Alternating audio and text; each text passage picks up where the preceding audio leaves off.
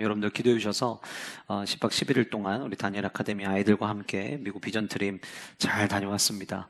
잘 다녀왔는데 처음 출발하는 순간부터 도착할 때까지 정말 하나님의 섬세하신 인도하심과 또 주님의 간섭하심이 없으면 안 되는 게 우리의 삶이구나라고 하는 것을 뼈저리게 느끼는 시간들이었습니다.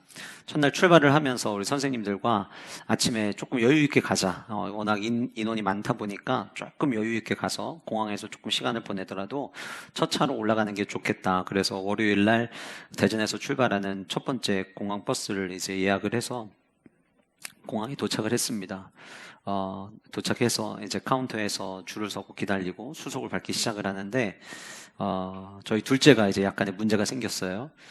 미국 시민권에 있기 때문에 미국 여권을 가지고 이제 출국을 하려고 섰는데 조회를 하더니 혹시 한국 여권 발급받은 게 있냐고 물어보더라고요. 그래서 한국 여권 발급받은 거 있다고 가지고 왔냐요. 안 가졌다고 집에 있다고 그랬더니 한국 여권을 발급받지 않은 상태면 미국 여권 하나만으로 움직일 수 있는데 한국 여권을 발급받은 상태에는 그 여권을 가지고 출국을 해야 된다는 거예요.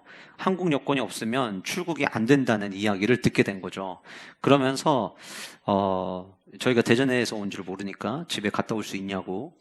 말도 안 되는 소리잖아요. 어떻게 집에 갔다 옵니까? 그래서 못 간다고 이야기를 했더니 그러면 공항 내에 임시 여권을 발급해주는 외교부 이제 그 사무실이 있는데 거기 빨리 가서 여권을 발급을 한번 요청을 해봐라. 그런데 11시 반까지 만약에 임시 여권이 발급이 되지 않으면 하윤이는 미국을 갈 수 없습니다. 라고 하는 이야기를 이제 듣게 된 거예요. 이제 하윤이가 미국을 갈 수 없으면 뭐 저나 저희 아내나 둘 중에 한 명도 같이 못 가지 않겠어요? 뭐 아이에게 안 되겠다. 너만 못 가게 됐으니 혼자 택시 타고 집에 돌아가라. 이렇게 할 수는 없잖아요. 그래서 이제 아이와 함께 긴급 이제 외무 사무실에 가서 외교부 사무실에 가서 여권을 신청을 하고 이제 기다리는데 11시 반까지 여권이 나와야 갈 수 있다고 하니까 이제 아이는 아빠 나 못 가는 거 아니야 부터 시작해서 또 우리 아이는 또 뭐 하나 꽂히면 또 엄청 말이 많아요. 막 집착해가지고 못 가면 어떡하냐 막 이제 얘기를 하는데 아니야 기도해보자 기도하면서 기다리자 갈 수 있을 거야 잘 될 거야 걱정하지 마 이제 이야기를 하고 결국은 11시 10분에 임시 여권이 발급이 돼가지고 수속을 받게 됐습니다. 그렇게 출발을 했어요. 이제 11시간의 비행을 마치고 LA 공항에 도착을 해서 미리 사전에 한국에서 전부 다 예약을 해놨던 렌터카 회사로 이제 가게 됐고 렌터카에서 차를 이제 받게 되는데 그런 거 있잖아요. 상술.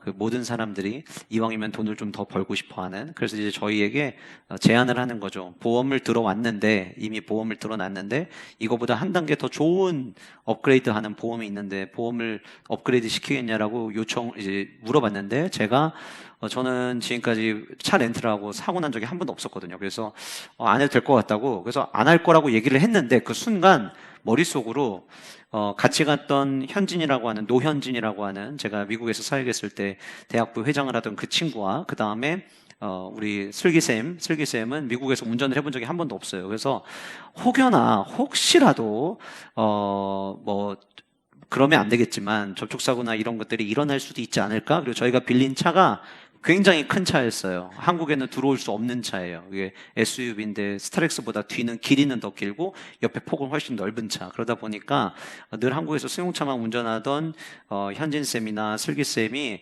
운전을 과연 잘 할 수 있을까? 그래서 처음에 안 하겠다고 이야기를 하다가 그냥 그 제안을 받아서 업그레이드를 시켰어요. 보험을 업그레이드를 시켰는데 첫째 주 목요일에 일정을 소화하기 위해서 아침에 일찍 가가지고 햄버거집 가서 햄버거를 먹고 나오는데 그 햄버거집에 차들이 얼마나 많이 왔는지 차를 빼는 과정에서 슬기쌤이 후진을 하다가 제 차를 박아버렸어요.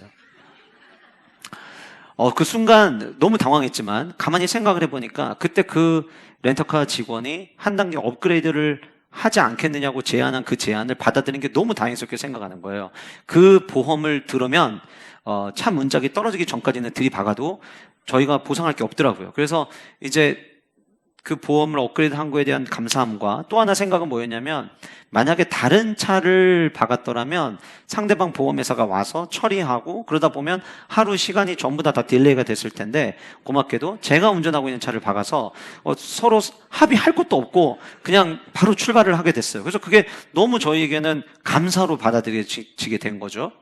저희가 이제 20명이 다 같이 에어비앤비라고 하는 이제 사이트를 통해서 저희가 공유 홈을 집 한 채를 전체를 다 이제 빌려서 아이들이 한 곳에 머무르게 되었는데 둘째 날 저희가 일정을 마치고 집에 들어갔는데 문이 열리질 않는 거예요. 비밀번호를 눌렀는데 문이 열리질 않아요. 왜 이렇게 된 거냐? 그래서 이제 집 호스트한테 연락을 해가지고 호스트가 왔는데 호스트가 와서 보니까 자기도 이유를 모르겠는 거예요. 비밀번호 다 누르고 했는데 문이 안 열려요. 그래서 이상하다. 열쇠 수리공을 부르기 전에 그 호스트가 굉장히 걱정하지 말라고 이 집에 들어갈 수 있는 루트가 많다는 거예요. 근데 이제 저는 성격상 한국에 있을 때도 늘 외출을 할 때면 모든 문을 다 닫는 성향이 있습니다. 이게 습관인데요. 제가 나오기 전에 모든 창문과 들어갈 수 있는 모든 문을 저는 다 닫고 나왔어요. 심지어 미국의 각 집마다 차고가 있는데 그 차고에서 집 안으로 들어가는 문도 안에서 잠그는 게 위아래 있길래 위아래 다 잠궜어요, 제가.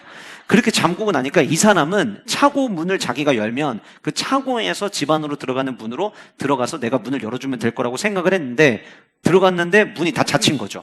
창문도 다 닫혀 있고 들어갈 수가 없는 거예요. 그래서 자기가 열쇠 수리공을 불러서 고칠 테니까 그 사이에 나가서 식사를 하고 와라. 그래서 저희가 예정에 없던 외식을 하게 됐어요. 나가서 이제 식사를 하고 돌아왔습니다.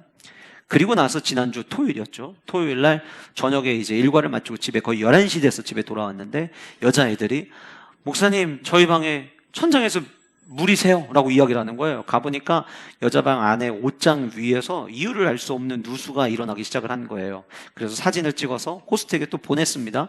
호스트가 봤어요. 그래서 제가 얘기를 했죠. 내일 우리가 일정이 있어서 아침 일찍 나갈 테니까 우리가 없는 사이에 수리를 끝내놔라. 그런데 그 이후부터 호스트가 답장을 안 하는 거예요.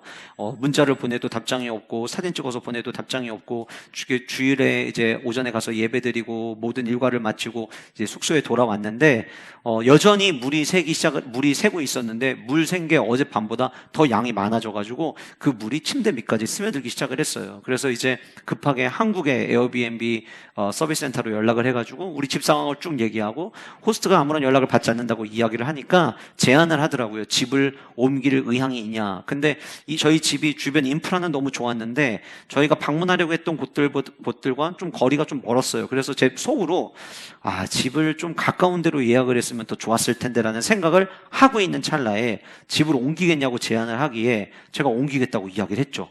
그리고 났는데 에어비앤비에서 미안하다는 마음으로 다음 집을 예약을 할 때 할인받을 수 있는 쿠폰을 제 계정으로 넣어주겠다는 이야기를 하고 머물지 않았던 2박 3일에 대해서는 100% 환불과 그 전에 머물렀던 7일에 대해서는 미안한 마음을 담아 20%를 환불해주겠다는 제안을 했어요. 그래서 처음에 원래 그 집이 첫 번째 집보다 더 비싼 집이었는데 예약을 하고 나서 보니까 한 80만 원 정도를 저희가 오히려 이익을 보게 된 거예요.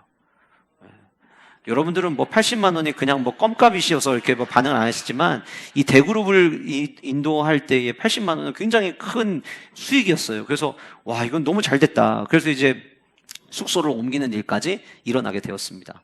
제가 일정을 가만히 되돌아보니까 그 모든 것이 하나님께서 섬세하게 베풀어 주신 은혜처럼 저에겐 다가왔어요.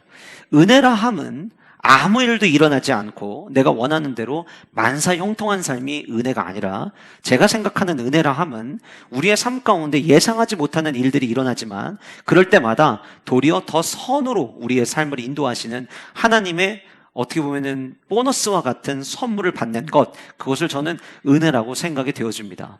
여러분들은 지난 10일 동안 원로 목사님과 함께 은혜의 재발견이라는 귀한 집회를 참여하셨습니다. 물론 개인적 사정에 의해서 참석 못하신 분들도 계시겠지만 한국에 있는 우리 지체들과 연락을 주고받을 때면 평신도인데 이런 이야기를 하시더라고요.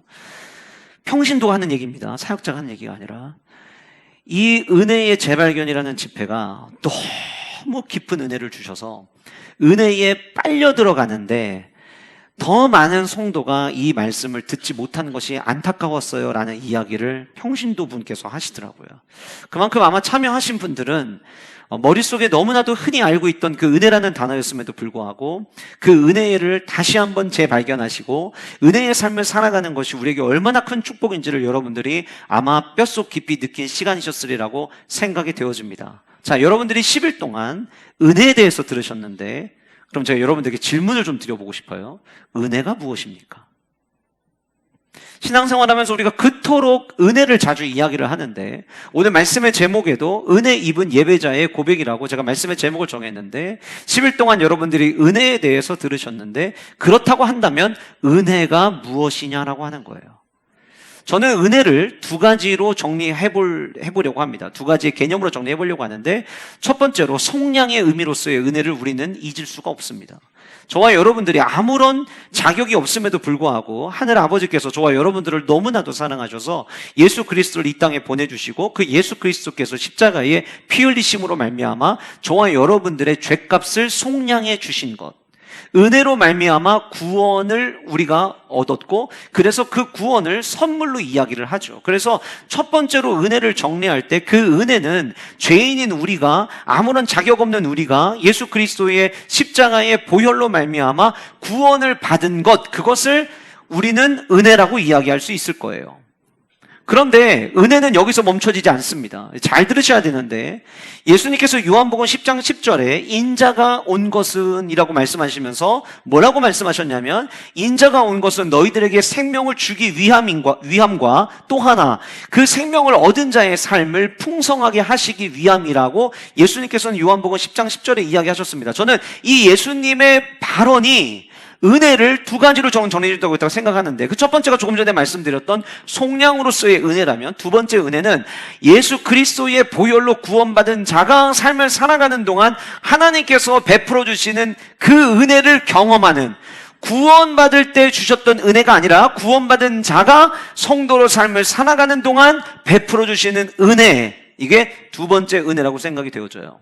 그런데 그 두 번째 은혜를 누군가는 날마다 경험하고, 그 두 번째 은혜를 어느 누군가는 내가 오늘도 살아갈 수 있는 이유는 바로 이 은혜 때문이라고 고백을 하지만, 안타깝게도 적지 않은 그리스도인들 중에는 구원받을 때에 유효했던 그 은혜만을 기억하고, 은혜의 재발견이 없이 은혜에 무감각한 상태로 살아가는 경우가 많은데, 왜 그러냐라고 하는 거예요.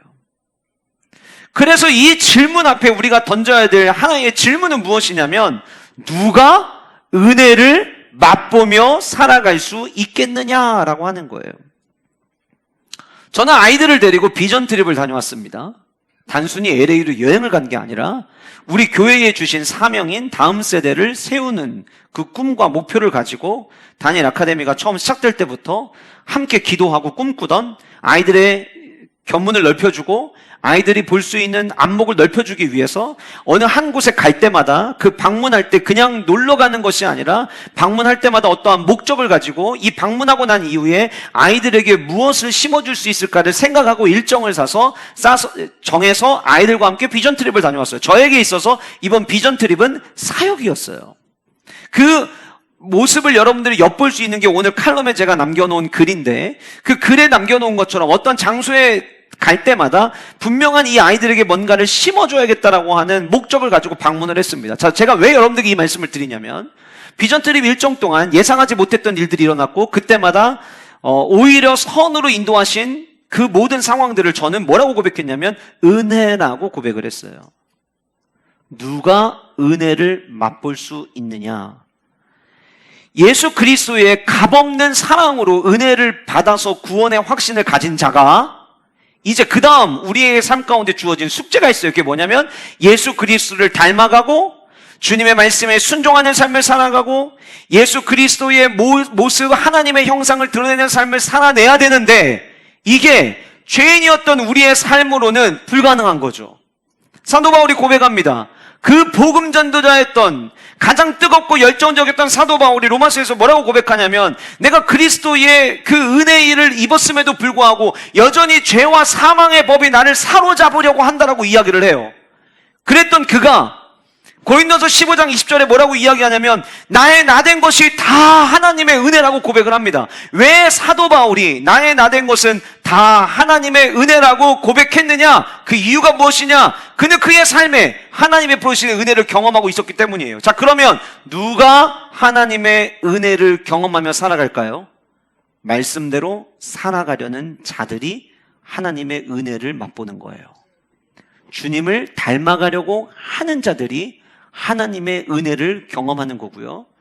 그냥 교회를 출석하는 게 아니라 나에게 값없이 은혜 주신 그 하나님 앞에 감격하며 내 힘으로는 주님을 따라갈 수 없고 내 힘으로는 말씀대로 순종할 수 없고 내가 가지고 있는 내 의지만으로는 주님 가신 길을 따라갈 수 없는데 주님이 내게 사명을 주셨고 그 사명다에 살아가는 동안 내가 내 힘으로 살아가는 것이 아니라 나는 연약하여 넘어지고 쓰러지지만 그럼에도 불구하고 나를 일으켜 세우시고 넘어질 때마다 새 힘 주시고 넘어질 때마다 격려하시고 넘어질 때마다 나에게 용기 주셔서 날마다 그 길을 걸어가게 하시는 그 하나님의 은혜.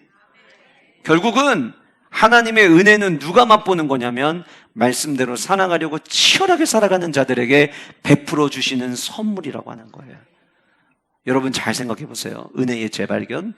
여러분 은혜의 재발견 집회 기간 동안에만 은혜를 얘기합니까? 아니요. 우리는 신앙생활하는 내내 은혜를 이야기합니다. 그런데 저는 원로 목사님의 워딩 그대로 쓴다면 여러분들이 은혜를 은혜로 아는 축복이 여러분들에게 있으시기를 소원합니다.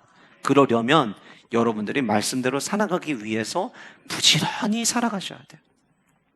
내가 말씀대로 살아가려고 할 때 그 말씀대로 살아가는 자들에게 주님께서 베풀어 주시는 것이 은혜인 거예요.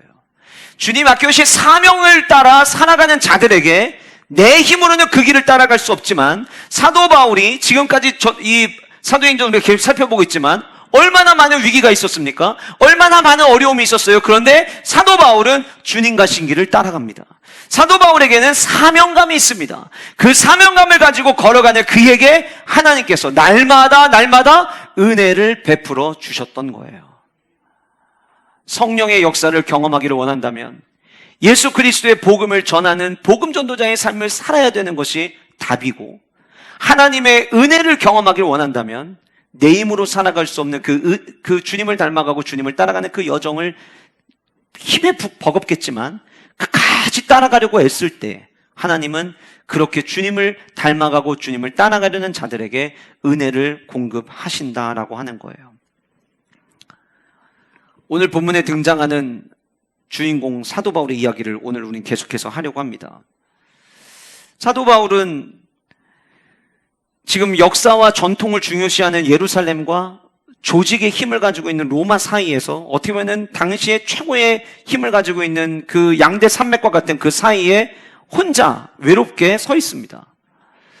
그런데 그는 바울 서신서들의 내용들을 가만히 살펴보면, 여러분들 아마 은혜의 재발견 집회기간 동안에 원로 목사님께서 바울 서신서에 있는 은혜와 관련된 본문들을 많이 언급을 하셨겠지만, 바울 서신서에 등장하는 사도 바울의 고백을 보면 사도 바울을 어떻게 요약 정리할 수 있냐면 그는 은혜로 산 사람이었어요. 아까도 제가 말씀드린 것처럼 고린도서 15장 20절에도 나의 나된 것은 다 하나님의 은혜라라고 고백했던 그 고백, 우리가 잘 아는 찬양, 하나님의 은혜, 나를 지으신 이가 하나님, 나를 부르신 이도 하나님, 나를 보내신 이도 하나님, 나의 나된 것은 다 하나님의 은혜라. 그 찬양의 가사가 결국 사도 바울의 고백이었는데, 사도 바울이 그 고백을 하며 살아가고 날마다 그의 바울 서신서에 보면 그는 은혜의 고백을 참 많이 하거든요. 하나님이 우리에게 주신 은사, 그것도 은혜를 따라서 주신 것이다. 하나님의 모든 은혜가 예수 그리스도의 죽으심으로 말미암아 우리의 은혜를 더 풍성하게 했다.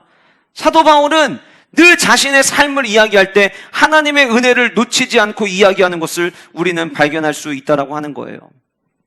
그토록 은혜를 갈망하고 은혜를 외쳤던 그 사도 바울이 오늘 본문 속에서 더둘로라고 하는 변호사가 사도 바울을 고발하려고 하고, 그 더둘로가 고발하는 내용과 그 고발에 대한 답변의 그 내용 속에서 은혜 아니면 살아갈 수 없었던 사도 바울이 전하는 메시지가 오늘 본문 안에 담겨져 있어요. 왜 저는 은혜 입은 예배자의 고백이라고 했느냐? 이따가 뒤에서 살펴보겠지만 오늘 본문 24장 11절 말씀해 보시면 더둘로의 고소 고발에 자기 자신을 스스로 변호하는 과정에서 발언한 사도 바울의 발언의 내용에 이렇게 이야기합니다. 당신이 아실 수 있는 바와 같이 내가 예루살렘에 예배하러 올라간지, 이렇게 이야기하고 있어요. 그러니까 사도 바울이 예루살렘에 올라갔던 목적은 다른 것 때문이 아니라 예배 때문이었다라고 하는 거예요. 그 예배, 은혜 입은 예배자가 오늘 이 본문 속에서 뭐라고 고백하고 있는가? 오늘 이 내용을 저와 여러분들이 함께 살펴보면서 저와 여러분들은 어떤 삶을 살아야 할지 오늘 이 말씀을 통해 답을 찾는 은혜가 저와 여러분들 모두에게 있기를 간절히 소원합니다. 여러분, 오늘 우리가 24장의 본문을 토대로 말씀을 살피고 있지만 23장 35절 말씀 보시면 여러분 아마 기억나실 거예요. 사도 바울이 공의회가 먼저 열렸었고 그 공의회에서 사도 바울을 죽이려고 했지만 그런데 그 안에서 의견이 나뉘어졌죠. 부활이라고 하는 한 가지의 주제 때문에 사두개인과 바리새인으로 나뉘어졌습니다.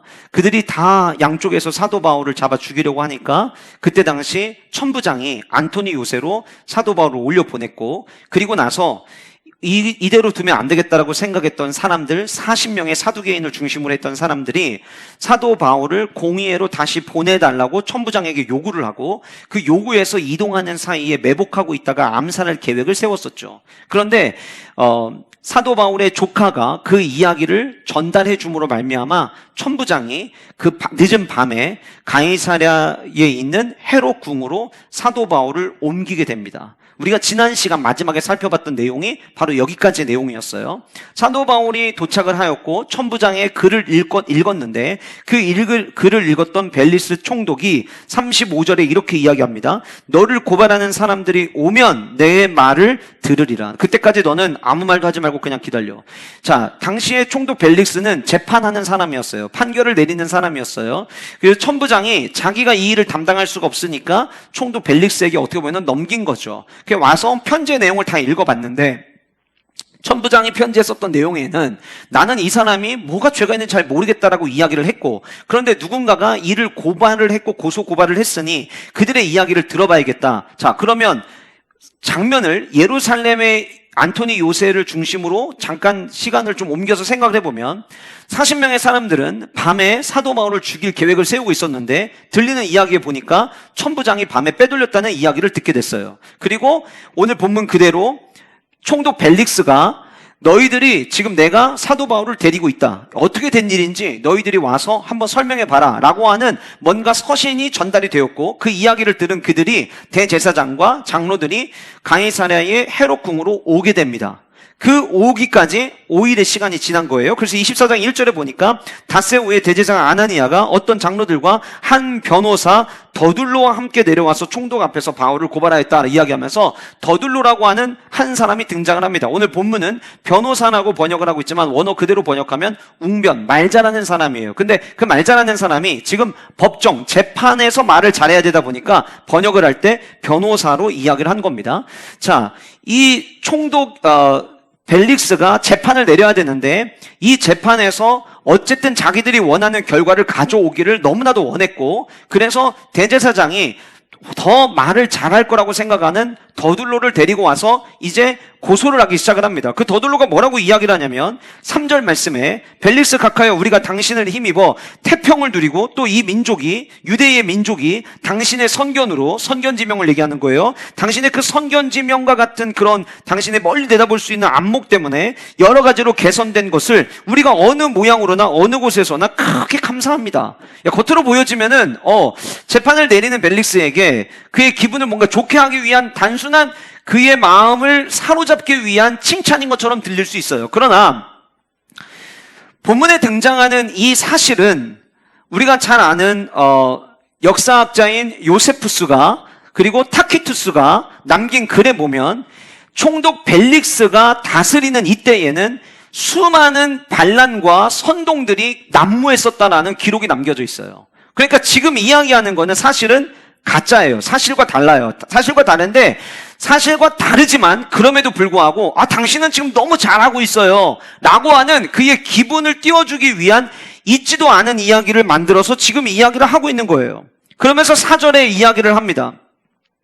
당신을 더 괴롭게 아니하려 하여 이것 때문에 당신이 당신에게 폐가 되지 않게 하기 위해서 우리가 간단하게 이야기할 테니까 너그럽게 우리의 이야기를 들어주십시오. 그리고 이야기하는 게 뭐냐면 우리가 보니까 이 사도 바울은 전염병과 같은 사람입니다.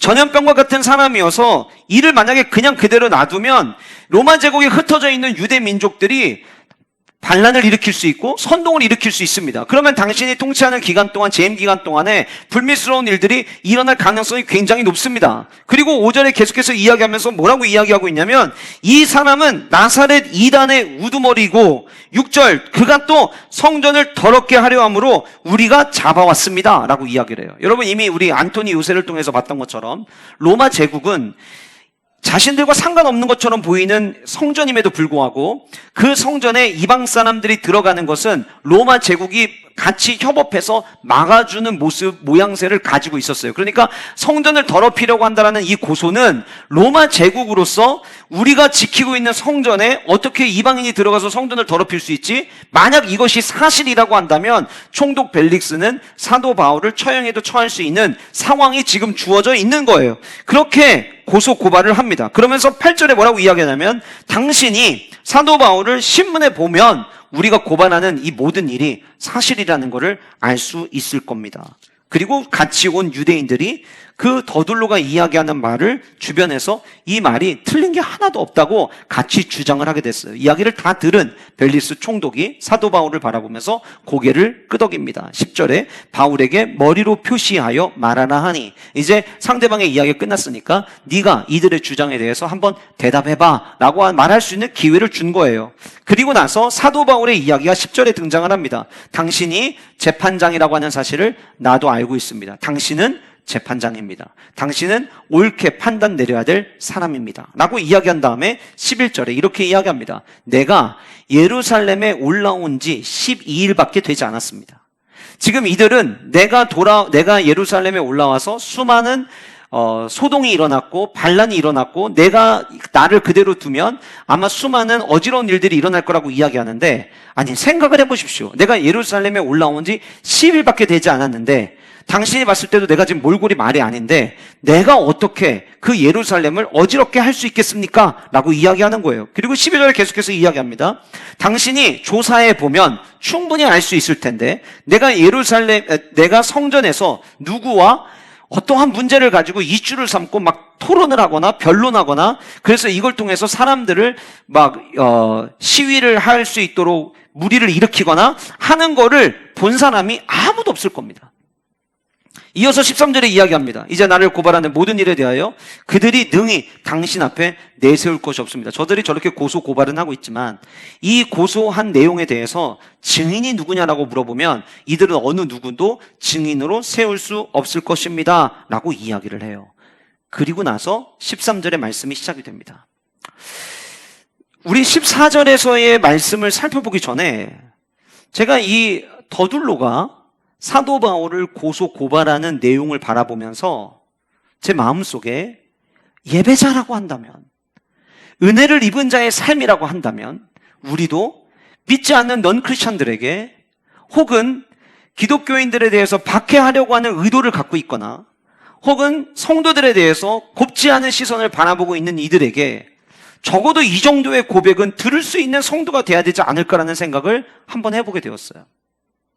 제가 더둘로가 사도 바울에 대해서 주장하는 이야기를 들으면서 어떤 생각이 들었냐면 역시 우리 사도 바울 선생님은 참 멋진 분이구나. 교회는 좋은 학벌을 가지고 있는 사람들이 멋진 곳이 아니고요. 교회는 더 많은 재정을 보유하고 있는 사람이 멋진 곳이 아니고요. 교회는 남들보다 더 말을 잘하는 사람이 인정받는 곳이 아니라 진짜 교회에서 멋진 사람들은 오늘 본문에 등장하는 더둘로가 총독 벨릭스 앞에서 사도 바울에 대해서 고소한 내용대로 적어도 세상으로부터 이 정도의 인정을 받을 수 있는 사람이 저는 영적으로 신앙적으로 멋있는 사람이라는 생각이 들었어요. 그 첫 번째 모습은 무엇이었냐면 사도 바울의 모습은 전염성이 강한 모습을 가지고 있었다라고 하는 거예요. 어떤 전염성입니까? 예수 그리스도의 향기를 끊임없이 흘려보내는 바로 그 전염성. 우리는 이 전염병이 얼마나 무서운지를 코로나를 통해서 모두가 경험했습니다. 금방 끝날 것 같았지만 거의 2년이 넘는 시간 동안 온 세계가 코로나라고 하는 눈에 보이지도 않는 그 바이러스 세균에 의해서 모두가 아파하였고, 모든 사람들이 아파하는 동안 세계의 경제는 모두 추락하였습니다. 그게 전염병의 힘이었어요. 예배를 드릴 때에도 혹여나 비말이 다른 사람에게 옮겨가서 질병으로 이어지지 않을까 염려하는 마음에 우리는 거의 2년 동안 마스크를 쓰고 예배를 드렸어요. 그게 전염병의 힘이었어요. 저는 오늘 본문에 등장하는 이 더둘로의 고백을 보면서 한 명이지만 그 사도 바울을 바라보면서 벨릭스에게 이 사람 그대로 놔두면 로마 제국 전체가 움직일 겁니다. 도대체 얼마나 사도 바울에게 전염성이 강했으면 아예 대놓고 뭐라고 이야기하냐면 사도 바울에 대해서 이야기할 때 전염병 같은 자라, 천하에 흩어진 유대인을 다 소유하게 할 것이다. 이 한 사람인데요, 이미 지금 끌려와서 헤롯궁에 머무르고 있는 사도 바울의 모습은 온몸이 멍들어 있는, 그야말로 보잘것없는, 그냥 버려진 것처럼 보이는, 아무 쓸모없어 보이는, 아무 힘이 없어 보이는 모습 그대로였어요. 그런데 더둘로는 총독 벨릭스 각하에게 이 사람 전염병 같은 사람이라고 이야기를 했어요. 적어도 믿는 그리스도인들이 있는 가정이라면 그 한 사람의 믿는 그리스도인 때문에 그 가정 안에 그리스도의 향기가 전파돼야 되고, 우리 모두가 예수 그리스도의 은혜를 경험한 성도라고 한다면 여러분들이 있는 그 직장에, 여러분들이 다니고 있는 학교에, 여러분들이 만나고 교제하는 모든 사람 가운데 우리의 전염성이 강하게 흘려보내야 되지 않을까라고 하는 거예요.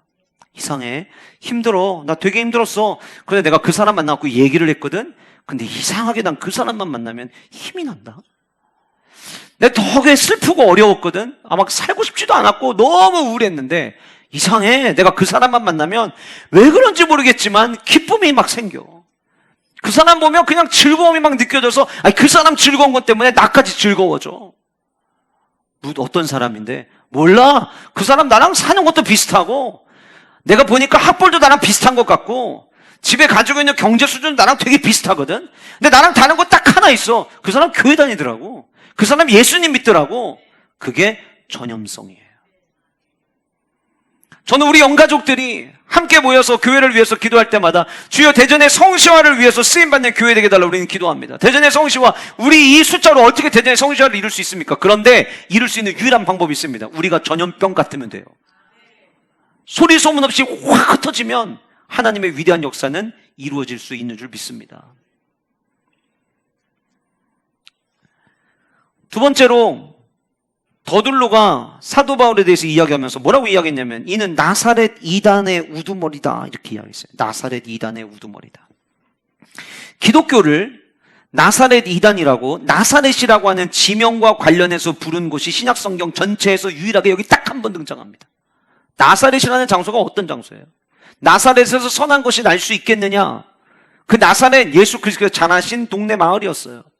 그 나사렛이라는 단어가 이 시대에는 예수 그리스도께서 나시고 예수 그리스도께서 자라나신 배경이 있는 곳으로 사람들에게 인식이 되고 있을 때였어요. 그런데 더둘로가 사도 바울을 이야기를 하면서 나사렛 이단의 우두머리다라고 이야기하면서 나사렛 하면 떠올릴 수 있는 예수 그리스도 그 장소를 언급하고 있다라고 하는 것은 더둘로가 바라보는 사도 바울의 모습에는 예수 그리스도의 모습이 보이기 시작했던 거예요.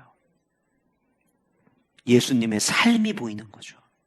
진짜 예배자의 삶에는 예수님의 삶의 모습이 보여야 되는 거예요. 우리 교회는 제자 훈련하는 교회입니다. 여러분, 제자 훈련하는 교회 그 타이틀이 우리에게 자랑거리가 될 수 없다고 저는 생각합니다. 자랑이 될 수도 있어요. 근데 자랑거리가 될 때에는 우리 안에 작은 예수들이 곳곳에서 보일 때입니다. 왜 제자 훈련 받습니까? 성경을 더 알기 위해서 제자 훈련 받는가요? 아닙니다. 죄송한 얘기지만 여러분들 예배에만 빠지지 않으시고 예배 출석만 하셔서 모든 예배 여러분들 말씀만 잘 들으셔도 성경에 어디에 어떤 말씀이 있고 그 성경의 말씀이 뭘 강조하고 있는지 여러분들 다 알 수 있습니다. 그럼에도 불구하고 함께 모여서 교제하고 말씀 묵상하고 훈련하는 이유가 무엇인가요? 우리도 한번 예수 그리스도가 가셨던 그 길 한번 따라가 보자는 거예요. 믿지 않는 이들에게 예수님 믿는 사람은 저런 거야? 그래서 우리가 작은 예수가 될 수 없죠. 우리가 어떻게 예수님이 됩니까?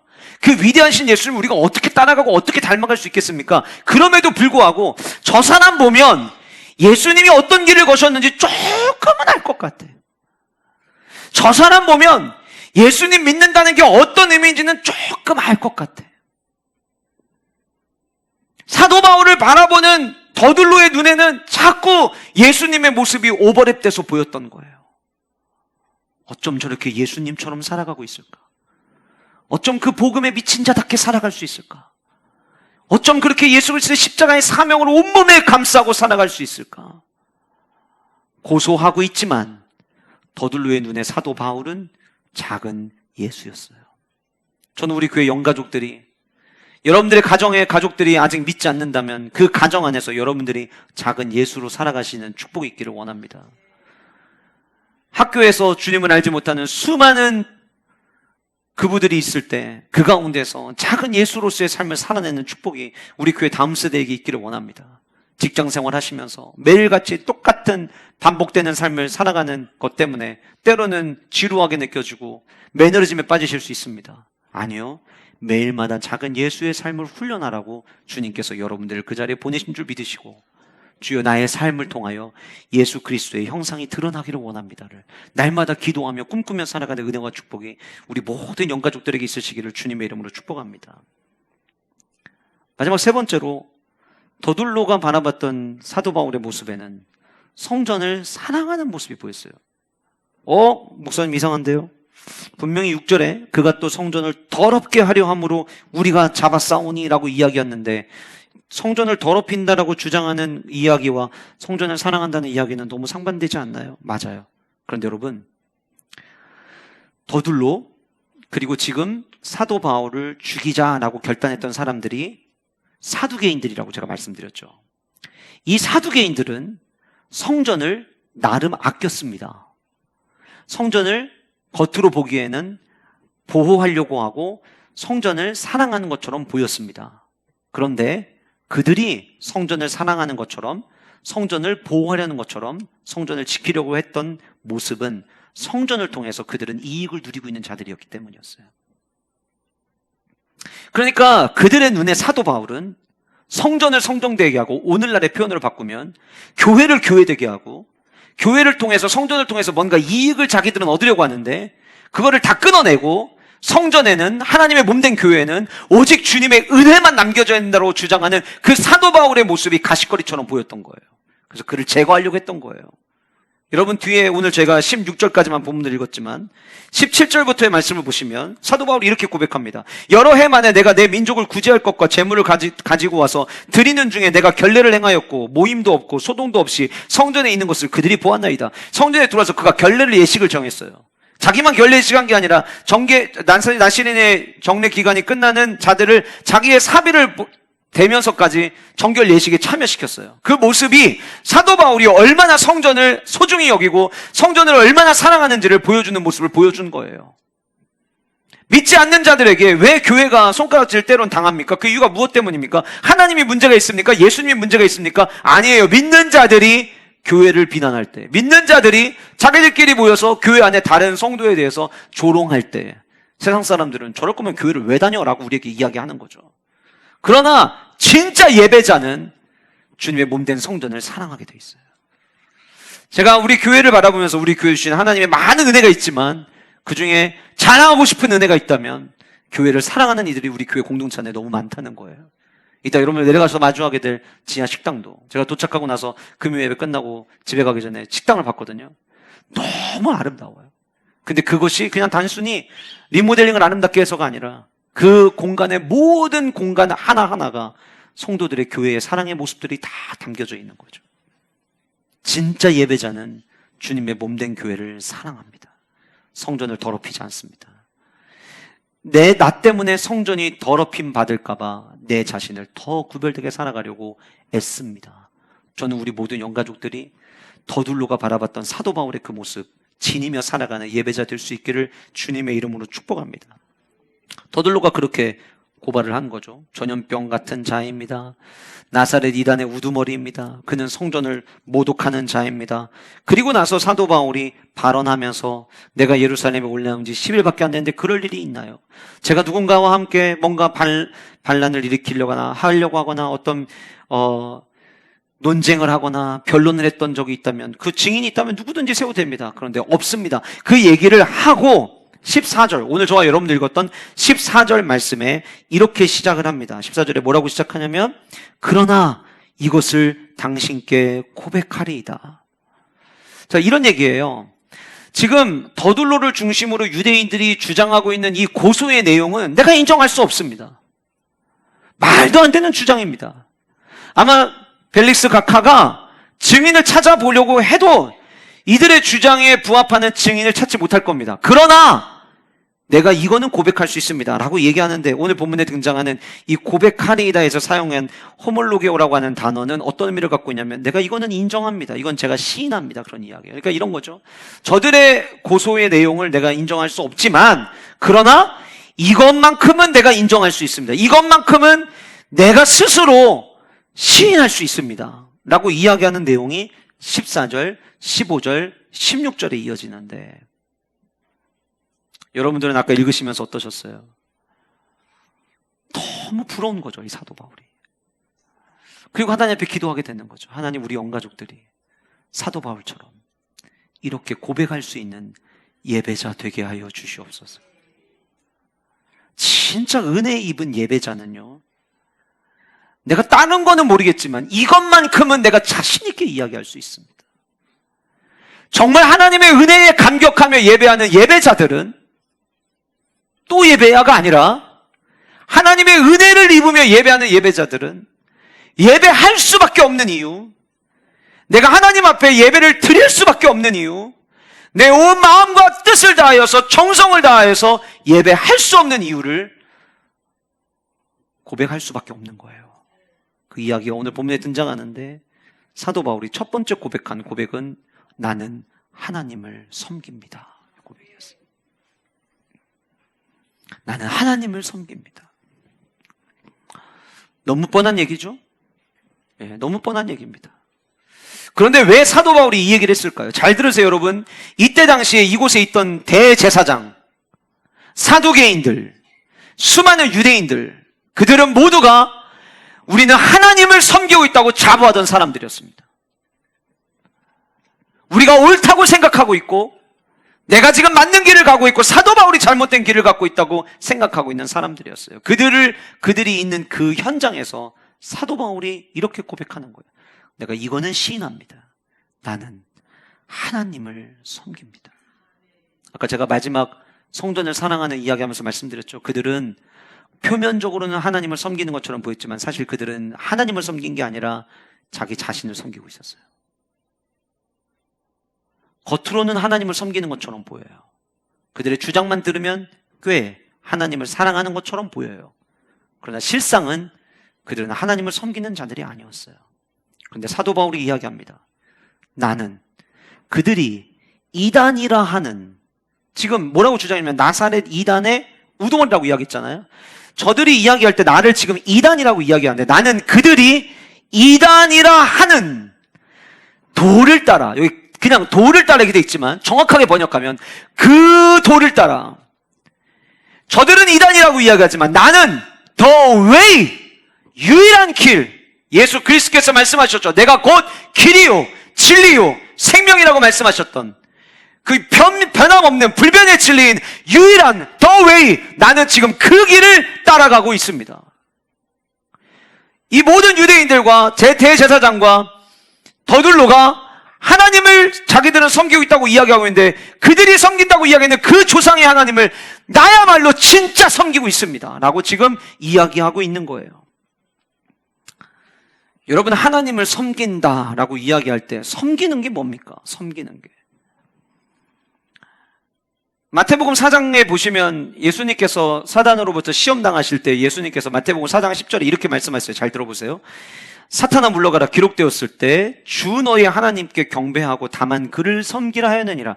예배를 이야기할 때 빼놓지 않는 두 가지의 단어가 있습니다. 그 하나가 경배라는 단어고 하나가 섬기다라는 단어인데, 마태복음 4장 10절에 등장하는 경배라고 하는 이 단어의 원어의 의미는 엎드리다의 의미예요. 그러니까 예배는 뭐냐? 예배는 왕 대신 하나님 앞에 엎드리는 것, 그게 예배다라고 정의를 하는 거예요. 그런데 그 마태복음 4장 10절에 하나님 앞에 그럼 왜 엎드리냐? 그 엎드리는 이유를 뒤에 뭐라고 붙이냐면 주 너의 하나님께 경배하고 엎드리고 다만 엎드려서 그를 섬기라 하였느니라. 예배는 뭐냐? 하나님 앞에 엎드려서 하나님을 섬기는 것, 그것이 예배다라고 하는 거예요. 출애굽기 3장 12절에 애굽에 종노릇 하고 있던 이들을 하나님께서 끄집어내십니다. 끄집어내시면서 이렇게 말씀하셨죠. 내가 반드시 너와 함께 있으리라. 내가 그 백성을 애굽에서 인도하여 낸 후에 너희가 이 산에서 하나님을 섬기리라. 히브리어로 아바드라는 단어를 쓰고 있는데, 그 섬긴다라는 말이 번역할 때 어떻게 쓰냐면 예배하다, 경배하다로 쓰이는 거예요. 그러니까 하나님께서 이스라엘 백성들을 애굽에서 종노릇하던 그들을 끄집어내셨던 이유는 무엇 때문이었냐면 하나님을 예배하는 자로 세우시기 위함이었어요. 제가 오늘 삽지의 말씀으로 점검하기 이야기하고 있지만, 성도에게 있어서 예배는 영적 생활의 첫 단추입니다. 예배가 무너지면 신앙생활은 다 무너지게 돼 있어요. 여러분들이 인정하고 싶지 않아도 이건 인정과 상관없이 성경에 우리의 존재 목적이 하나님을 예배하는 것이고, 종노릇하던 이스라엘 백성들을 이끌어내실 때에도 하나님을 예배하기 위한 목적을 우리 이끌으셨다라고 성경은 말하고 있어요. 그러기에 성도에게 있어서 예배는 신앙생활의 첫 단추입니다. 죄송하지만 예배가 귀찮아지고 예배의 자리가 나에게 서먹하게 느껴진다면 신앙생활 전체가 무너지고 있는 겁니다. 예배가 신앙생활의 전부가 돼야 된다고 생각하셔도 과언이 아닙니다. 제가 이번에 미국에 오가면서 비행기 안에서 두 권의 책을 읽었는데 두 권 다 예배와 관련된 책을 읽었어요. A.W. 토저가 이야기합니다. 예배에 대한 기쁨을 잃었다면 진짜 구원받은 자인지 확인해라. 너무 무서운 얘기 아닙니까? 어떤 날은 컨디션이 안 좋으면 기분이 안 좋을 수도 있고, 컨디션 좀 따라 떨어지면은 은혜 받을 때 뭐 집중이 안 될 수 있고 그런 거 아니에요? 그런데 A.W. 토저가 이야기합니다. 예배 받을 때 예배의 자리에 대한 목마름이 사라지고 예배에 대한 기쁨이 없다면 진짜 구원받은 자인지부터 점검해라. 무슨 얘기예요? 구원받은 성도라면 예배 드리는 것부터가 시작인 거예요. 지금 사도 바울이 이야기하는 나는 하나님을, 조상의 하나님을 섬깁니다. 이 얘기는 뭐냐면 나는 하나님을 예배하는 예배자입니다라는 고백을 지금 하고 있다라고 하는 거예요. 제가 오늘 예배를 준비하면서 어제 많이 들었던 찬양, 그리고 이번 여행하는 일정에서도 밤에 잠들 때마다 제가 들었던 찬양이 있습니다. 나는 주를 섬기는 것에 후회가 없습니다라는 찬양이에요. 찬양의 가사가 이래, 한번 들어보세요. 나의 평생에 가장 복된 일은 내가 예수님을 만난 것이라. 여러분 아멘이 되십니까? 여러분들 삶의 가장 복된 만남이 주님 만난 것이라고 여러분들이 인정하십니까? 그 다음 가사예요. 나의 평생에 가장 잘한 일은 내가 예수님을 주로 섬긴 것이라. 세상 살 동안 내가 걷는 길이 때론 험하여서 넘어질 때도 주의 강한 손이 나를 붙드시니, 이게 은혜인 거죠.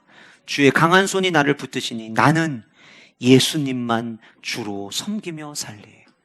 그리고 후렴의 가사가 이래요. 나는 주를 섬기는 것에 후회가 없습니다. 내가 걸어온 모든 시간 다 주의 은혜니 내가 걸어갈 모든 날도 주만 섬기며 살리. 오직 예수 이름 부르며 살아가리라. 하나님을 만난 것이 내 인생의 가장 복된 일이고, 내 인생의 가장 잘한 일이 예수님을 나의 주로 섬기는 일이라고 여러분들이 고백하시고 아멘 하신다면, 우리는 앞으로 걸어가는 날 동안 때로는 험해서 넘어지는 날들이 있다 할지라도 주님을 섬기는 일에 후회 없이 그 길을 달려가야 될 주인공들이고 예배자라는 사실이에요. 은혜 입은 예배자는 나는 하나님을 섬깁니다의 고백을 합니다. 여러분 오늘도 여러분들 예배하러 나오셨죠? 왜 예배하러 나오셨어요? 예배하러 나와서 오늘도 말씀 들어보고 그 말씀 가운데 뭐 하나 얻어지는 거 있나 한번 들어보러 나오셨습니까? 그렇다면 그 예배는 사실 온전한 예배가 아닙니다. 예배는 하나님의 은혜가 없이는 살아갈 수 없는 나인데, 여전히 나는 하나님께 영광 돌려야 될 자이고 영광 돌리기 위해서 내 힘으로 살아갈 수 없기에 주님의 은혜를 구하고자 나오는 바로 그 자리가 예배의 자리예요. 그러니까 예배는 하나님께 영광 돌리기 위한 목적과 그 영광 돌리기 위해서 내 힘만으로 부족하니 주여 도와주옵소서라는 마음으로 나오는 자리가 예배의 자리입니다. 그렇게 예배하는 자에게 하나님은 은혜를 베풀어 주시는 거죠. 예배의 은혜가 안 됐어. 만약 그러신다면 아까 제가 말씀드렸죠. 내가 지금 말씀대로 살아가려고 하는 의지가 내 안에 분명한가에 대한 점검을 하셔야 돼요. 은혜는 존재합니다. 은혜는 여전히 유효합니다. 주님만 섬기며 살아가는 자에게 지금도 여러분들의 걸어가는 모든 시간 주님의 은혜로 채워짐을 여러분들은 목격하게 되실 겁니다. 이 은혜와 축복이 여러분들 한 분 한 분의 삶 가운데 있으시기를 간절히 소원합니다. 두 번째로 은혜 입은 예배자는 어떻게 고백하냐면 말씀을 다 믿습니다라는 고백을 해요. 자, 여기서 중요한 가로에는 제가 말씀이라는 단어를 넣도록 여러분들 해드렸는데 말씀이라는 단어를 쓰시고 그 옆에 다라고 하는 단어에 동그라미를 쳐놨어요. 여러분 지금 이들이 이 사단이 난 이유가 무엇 때문이었죠? 아까 말씀드린 것처럼 지난 시간에 말씀드린 것처럼 지금 사도 바울을 여기까지 어떻게 보면 절벽 끝으로 밀고 있는 사람들은 누구였냐면 사두개인들이었습니다. 사두개인들이 어떤 특징을 갖고 있는지 제가 이미 말씀을 드렸죠. 그들은 모세 오경만 믿는 자들이었습니다.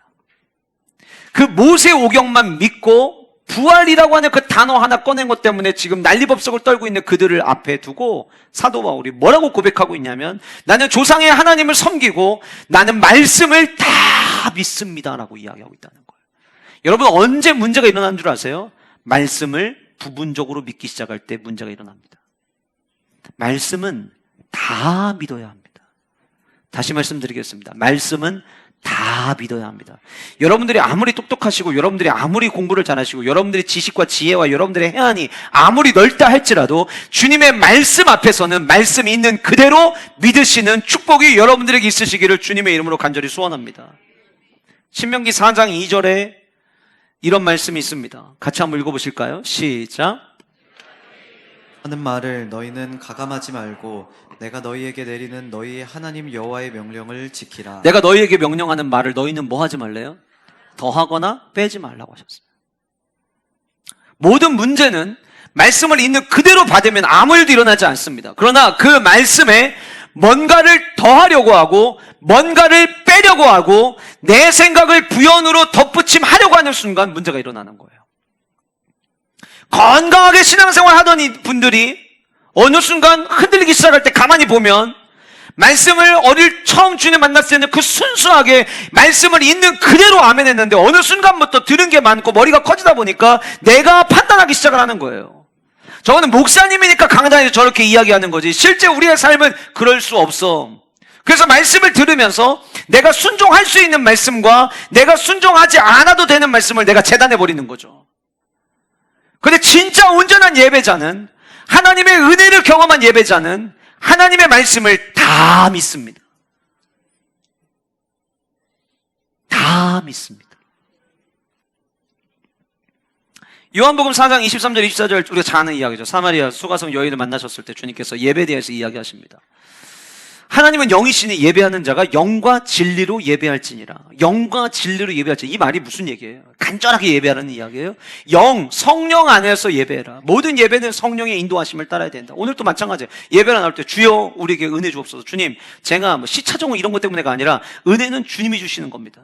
주님 은혜 부어 주옵소서. 영으로 예배하는 거예요. 두 번째 진리가 뭐예요? 말씀이에요. 예배는 말씀이에요.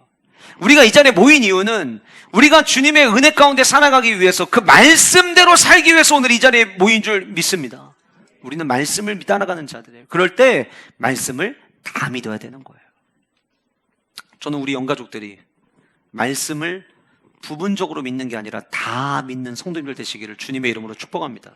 세 번째로 예배자 바울은 자신이 영생에 대한 확신이 있다라고 하는 고백을 했어요. 오늘 본문에 목사님 오늘 본문에 영생이라는 단어가 하나도 나오질 않는데요. 이렇게 여러분 생각하실 수 있는데 15절 말씀에 그들이 기다리는 바 하나님께 향한 소망을 나도 가졌으니 곧 의인과 악인의 부활이 있으리라 하미니이다. 이렇게 이야기하고 있어요. 여러분 오랜만에 질문 드리는데 사도행전 누가 썼죠? 사도행전 누가 썼죠? 누가가 썼죠. 누가가 사도행전 말고 또 뭐 썼죠? 누가복음을 썼죠. 그래서 누가복음과 사도행전에 보시면 누가의 신학의 사상을 우리가 읽을 수 있는데, 누가의 신학에서 부활은 하나님의 개념이고, 누가의 신학의 사상 속에서 부활은 하나님의 약속이고, 누가의 신학 속에서 부활은 하나님의 성취로 등장을 합니다.